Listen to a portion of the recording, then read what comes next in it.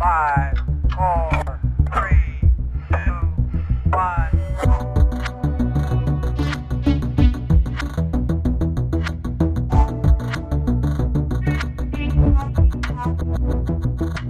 Welcome to this week's special edition of the EUVC Lowdown, the show that wraps up the week in European venture, discussing the news making the headlines, but with a special Christmas twist and end-of-year twist. We're going to be recapping what has happened in 2022, and today, joining us, we have your usual suspects, plus some special guests to take us through the highs and lows of the past year. Joining us today, we have Chris Wade, founding GP of Isomer Capital, Tom Hughes Ellis, leader of the European business at Affinity, Dan Bowyer, GP of SuperSeed, and David from EUVC. And I'm Cathy White, your host and founder and director of CEW Communications. So, chaps, I hope that your bellies are full. You've managed to get some rest. You've eaten all of the good things that Christmas brings. And during that time of reflection with family, maybe had a bit of a chance to think about the highs and lows of the past year. Chris, I'm going to start with you, if that's okay. Now, you did give me a warning before I hit record that you have lots of highs and lots of lows. So I'm going to ask you to pick a couple of your favourite moments first from 2022, and then maybe we'll dive into some of the slightly less appealing moments of the past year. Okay, well, it's great to be here with such a distinguished set of people. So I think about the business that we're in as largely a sentiment business. When sentiment is really positive, everything is possible. Investments grow very rapidly. Investments are made very significantly. The opposite is the case. And we've seen a lot of that negative sentiment, I suppose, in this last year. But sentiment is created by a feeling.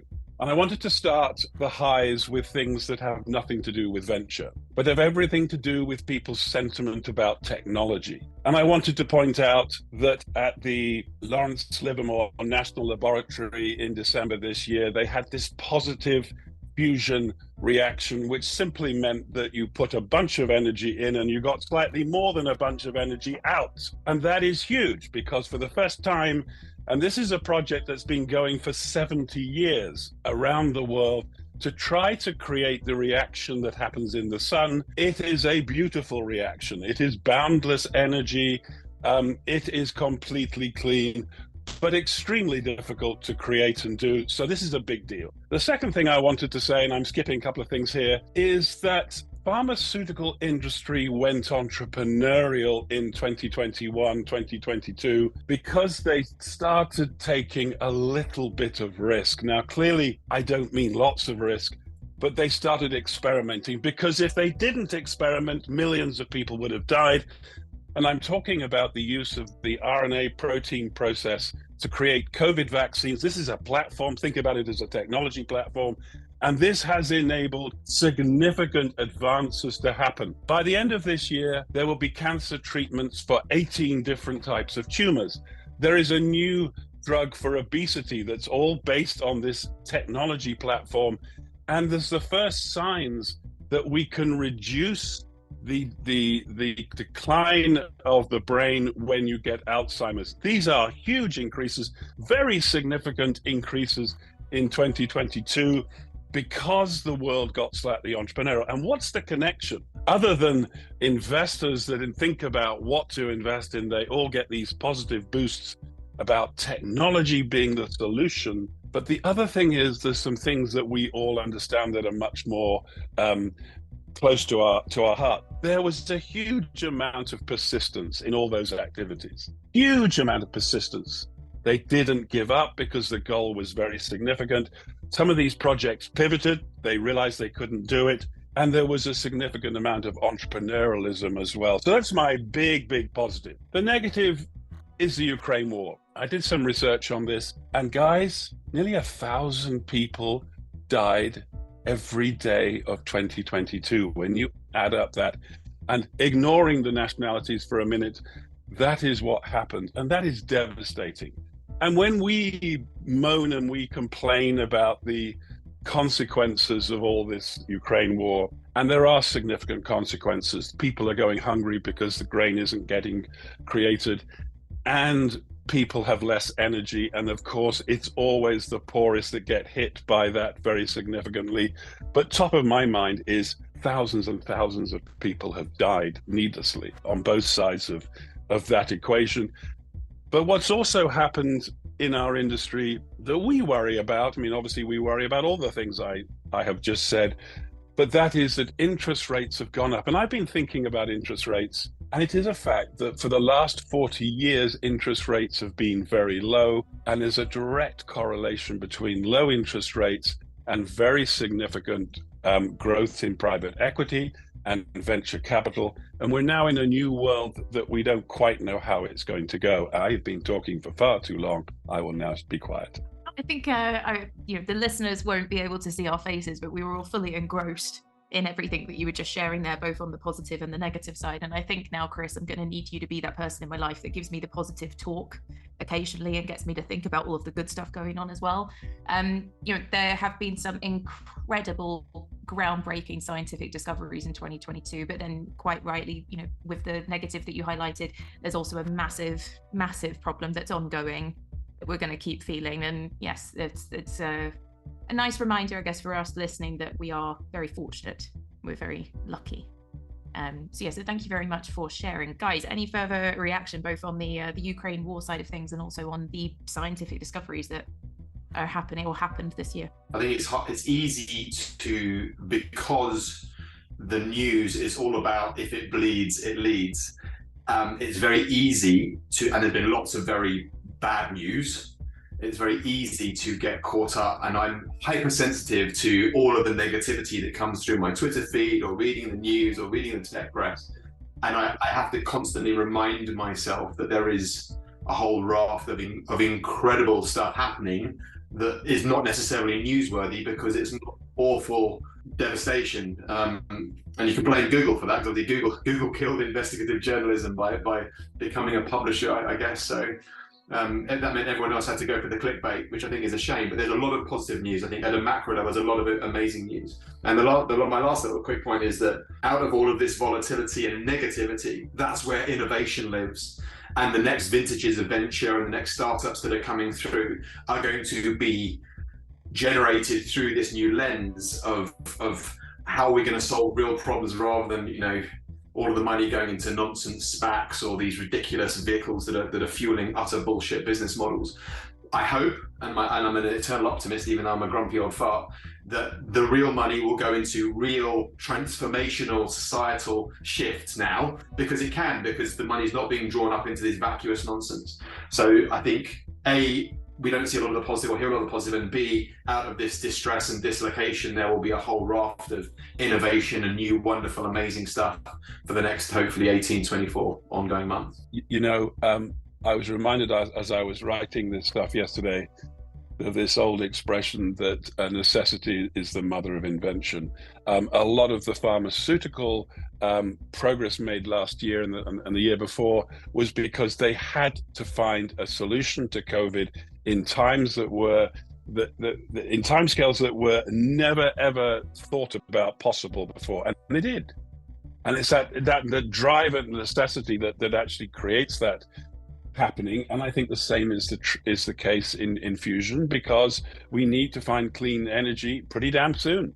Dan, going to turn to you now. Highs and lows of 2022. When we were talking about this prior to recording, I mean, everything that I noted down, and I was saying this to Andreas, is everything I noted there was a flip to. So if you look at crypto, Russia-Ukraine, the pandemic, everything that was either at a macro level or in my little microcosm of the VC and startup world, everything that was a negative had a positive spin. So as I was writing down all of the things that had bothered me over 22 or that were negative, I thought, oh, blimey, but that means that this is going to happen, or that means that is going to happen. I mean, there are a few highs that there are two specific highs that I want to highlight to start with that I think are going to shift our industry. One is the raft of new VCs that are coming through that are investing in weird and wonderful ways into diverse groups and thinking very differently. The one upside of all of this money coming into VC, and I think I'm right in saying that we've doubled the amount of VCs over the last 18 months. There's a whole raft of diversity in there, which is just freaking wonderful, and I love it. And the other one on a more personal level is the whole Chat GPT launch and release, this kind of evolution into revolution of AI. And at the surface, it looked quite a basic thing. It's just a really smart chatbot. Who gives a shit? But actually, what this can do and the industries that it's going to disrupt and what this means as a step change in technology is just going to be massive. So I think that being an AI kind of geeky data dude, that really, really excited me. The other stuff that I've just been keeping an eye on, and I have opinions on both sides of the fence, like looking at Meta or Tesla and Twitter and Elon, and thinking about peak iPhone and the death of inflated VC deals, crypto being put in its box, and hopefully regulations squashing that nonsense. So there's a whole raft of this volatility in 22 has created, like I was saying before, this kind of new engine of innovation, but it's shaken out a lot of the deadwood and it's shaken out a lot of the bullshit. So it's really hard to put that into a low and a high camp, because I think pretty much every low has an equal and opposite. I think the only caveat I would add before I shut up is that I hate the fact that founders are stressing more and struggling more, but they kind of have to, and it's kind of part and parcel of the cycles of the economy. That's the world that we live in. But I hate that people are losing their shirts. I hate that founders are struggling to raise, and client behavior is shifting, so sales cycles are shifting, and that, at a heart level, that bothers me. But at a head level, I know that needs to happen, and we need a lot of these businesses to fail and to, so for the new innovation and the new raft to come through. So I think there's a slight personal side which bothers me, and it upsets me. But the shifting it from my heart to my head, it kind of needs to happen. Chris, I'm going to turn to you on that point regarding founders. The producer sat in the background here, who isn't talking today but is on camera for the rest of us to see, has said that you have a point on that. So I'd love to hear it, if that's all right. I agree 100%. Look, building a company is stressful enough, but when you have these external factors, they become really, really important. I think what Andreas was hinting at is that we spent a lot of time really asking a number of open questions of founders in our portfolio. And what is just so damn impressive is how they're coping and they're evolving. They're evolving in their thinking. They've had to revise growth plans. They've had to reduce burn. They've had to take cuts of staff and stuff like that. And this is all in the name of one vital thing that I discovered too late as a founder, if I'm honest, and that is being in control of your company, and that you are not reliant on investors having to put more money in because you ran out of money and you didn't achieve your objectives, etc. I mean, this is always the case, but specifically the case here because there's less capital going in, or the sentiment has changed. Investors are becoming more careful. So actually, my view, based on our analysis, is that founders in 2022 are pretty damn special in coping with this. And they're finding, in many cases, it's just a lot nicer to have a business that they remain in charge of and control of. Holm, there was quite a lot of nodding going on in the background there. Do you want to come in with the tech company perspective on this as well? As a 7-year-old SaaS business ourselves, we've gone through all the various different early stages of going growth at all costs and just scale and all the usual stuff, and multiple round after round. And really, I couldn't agree more with what Chris is saying. I think certainly from our founders and how we're thinking about things, we tried to get ahead of things early. So we had a pulse on the market because we work with all the investors, so we hear everything we get sentiment super fast. So we decided to make the hard decisions quicker and decided to really refocus on what is core to our business, what's core to our customers, what's gonna work in 2023 and longer term, and how are we spending our cash. We looked at internal projects and we said, are these projects essential? Are these ones going to add value to our customers, and are they going to retain and grow our business overall? And if they didn't, cut them, right? And those are decisions that maybe 2 years ago we wouldn't have made. We would have just hired more people. But now we're actually genuinely thinking what's going to be the main driver of longevity in our business and value to our customers. And that's, to Chris's point, it's actually very empowering, because previously you're trying to spin 100 plates and trying to let none of them smash while still growing. And now reduce it down to 10 or 15 plates.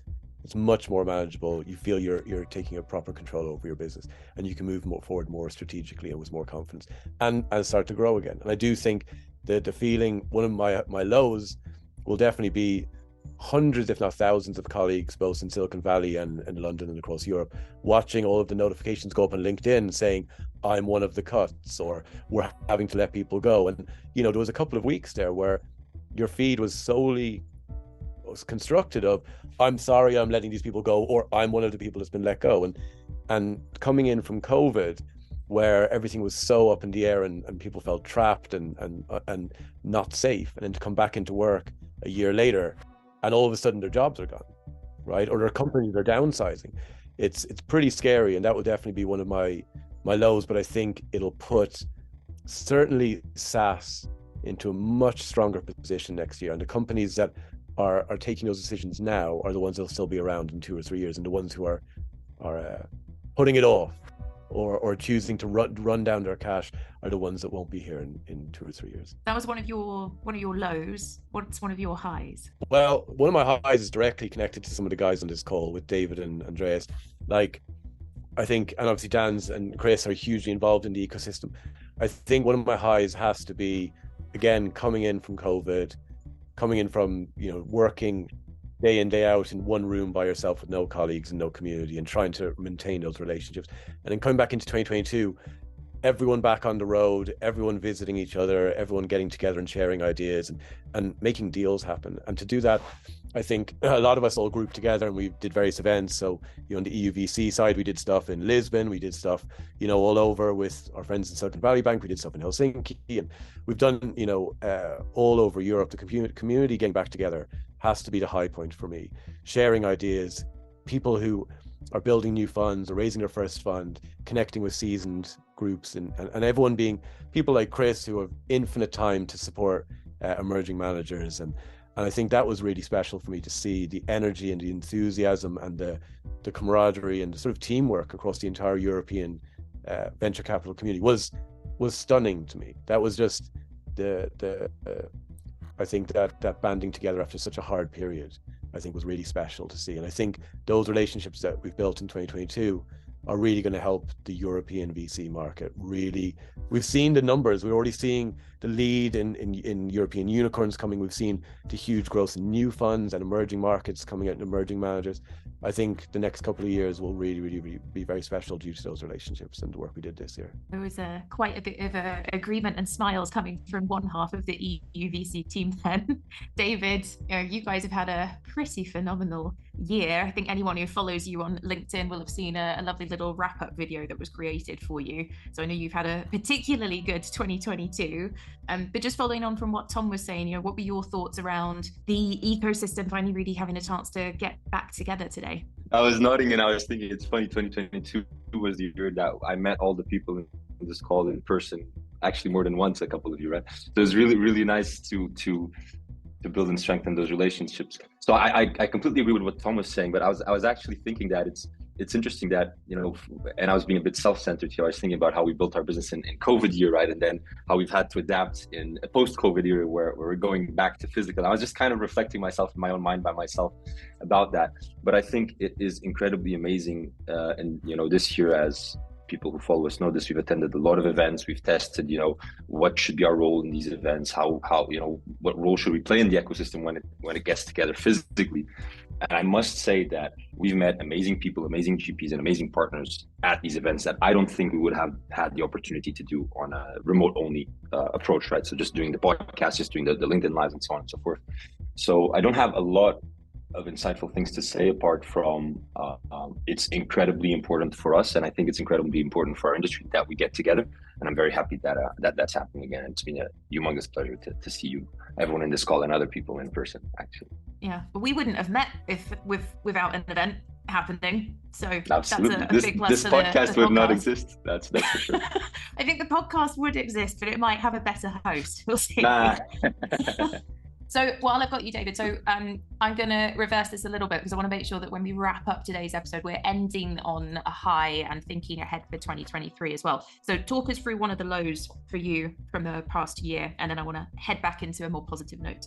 Well, I'll start by just saying, I won't deep dive into it because we spoke about it a bit, but I think the war in Ukraine topic is, you know, we need to double click on that. I think it's, personally speaking, I think it's disgusting think it's horrible. It's been terrible for obviously our industry, but it's terrible from a humane perspective, right? And I you know, it's a war, it's an aggression, it's terrible. It's not, you know, some people like to downplay it. No, I think it's horrible, and I think that is definitely a low at a human level that we have in Europe, but also in the world. If I bring it more into the venture sphere, right, I wanted to highlight what I've called, or I've termed, the EIC clusterfuck. And let me kind of give the lowdown in the spirit of this episode. So, you know, earlier this year, I believe, or late last year, the EU Commission developed a scheme to invest directly into European deep tech startups. That's great. That's, you know, that's amazing. I think no one disagrees with that. But then if we look under the hood, things start getting a bit weird. So this scheme is basically close to 10 billion euro government-led VC firm to invest in, or VC fund to invest directly into startups. And funnily enough, the person managing it became the first person alive, to my knowledge, to have raised a 10 billion euro fund on the back of what I will term a bullshit thesis and no evidence or almost no track record. And then, am I being too harsh? Well, maybe. But once we continue looking into it, you know, 1 year in or so of this scheme or program or fund or whatever you want to call it, only one startup had received the funding. And this put actually many companies in the risk of closing. And we had founders claiming stuff like, and I'm quoting here, "We are even willing to take terms that are not ideal for the company just to bridge the delay in time." That is terrible, right? So a scheme that is intended to help deep tech startups, I think we all believe with that, kind of committing to investing, and then the money doesn't come through, and the impact that had on the startups.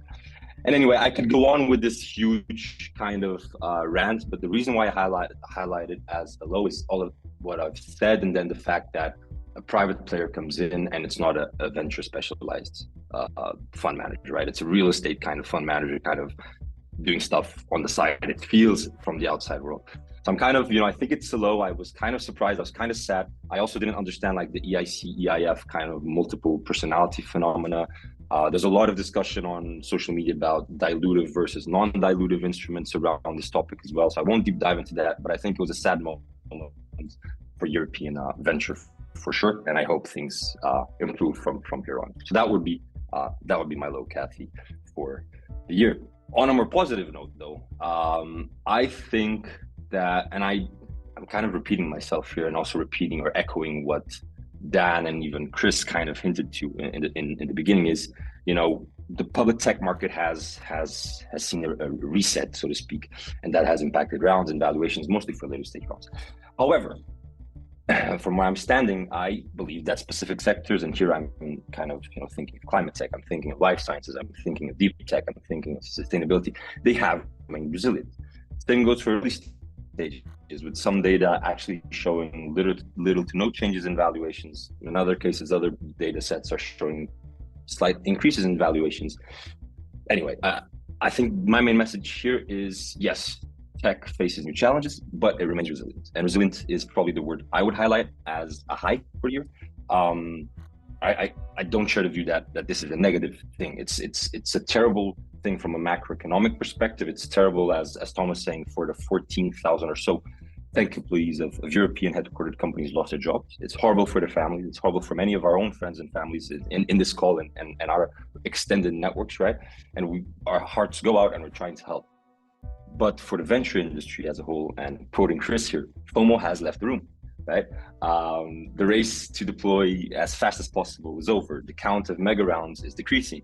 And I kind of had to plug in here a title of Atomico's report that I found kind of interesting, which one of the titles or subtitles was "Founders Focus on Growth Metrics as They Plan Their Next Raise." Well, my answer to that is what I've said in one of our past episodes. For me, it feels like it's back to normal, and it's back to basics, right? Venture is about risk. Venture is about contrarian thinking. It's about making big bets.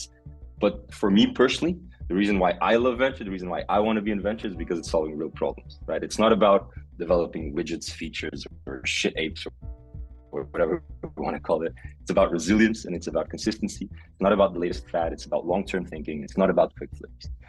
So all in all, after this rant, I'd say I'm optimistic. And I think, the high thing for me is venture is resilient, and it has shown that it's resilient. And I think it will continue showing it is. Are you telling me, David, that you don't want 2-minute grocery deliveries? No, I already have 4 on my phone, right? There you go.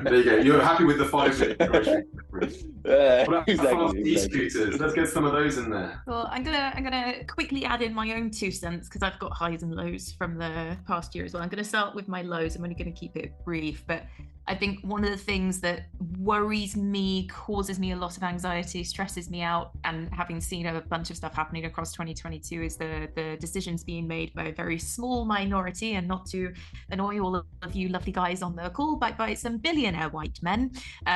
So specifically anything Musk related, and a few others that are making some very weird decisions in the world that does kind of terrify me to my very core. We'll see what happens in 2023. On a more positive note, one thing that personally made me very happy this year was I actually, for the first time ever in my entire career, I've been able to work with female-led emerging VC managers who are coming up and launching new funds, and it kind of ties back nicely to Dan's point earlier, right? There's a growing number of emerging managers. I've been fortunate enough to work with some incredibly strong women that are also counted in that. So I love what that signifies from a diversity and spreading investment into new areas point of view. So that makes me very happy. I'm going to end with a bit of an open question to you all. Thinking ahead for 2023, if you had to make one wish for the year, whether it's tied to venture capital or tied to you personally in some way, what are you hoping to achieve or see happen as we turn onto January the 1st? Well, not on January 1st. I'm not going to put all the pressure on the first day of the year. The whole year. Any thoughts or plans? David, you giggled at me, so now you've got to go first. Well, it's funny that you say that, because I just did a post this morning on LinkedIn talking about what the future is for us on the media side, right? So maybe I will not talk about that. We've done even a podcast episode with Tom on that topic. So feel free to check that out if anyone's interested in that. But I think for us, I like to call it ourselves EUVC, like a kind of an emerging micro LP, because that's what we're doing with our syndicates, right? It's this weird kind of structure, weird play to the market, kind of preaching kind of a different approach to doing things. And what I wish for 23 is actually that we are able to deliver on 2 messages. One being that we don't attract people for the money that we manage to pool, but that we attract people for the way in which we do things. And that is very much what Tom was saying. It's a community-driven, a community-first approach, and we truly believe in that.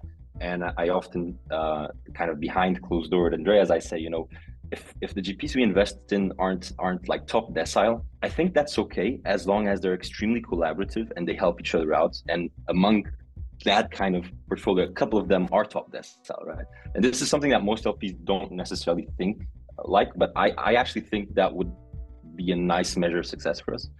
And then on the second side, the second thing I hope for 23 is that, there's this tendency, we're all optimistic here, right? There's this tendency to kind of want to do the deals because this is amazing, and you engineer FOMO into yourself sometimes and stuff like that. So kind of being able to step back, right, and not get overly excited and understand there's a lot of great deals we can do, everyone. There's a lot of great GPs out there, and we don't have to be in every single one of them. We need to understand, where's the fit and focus on those. So those are my 2 hopes. Awesome. Thank you.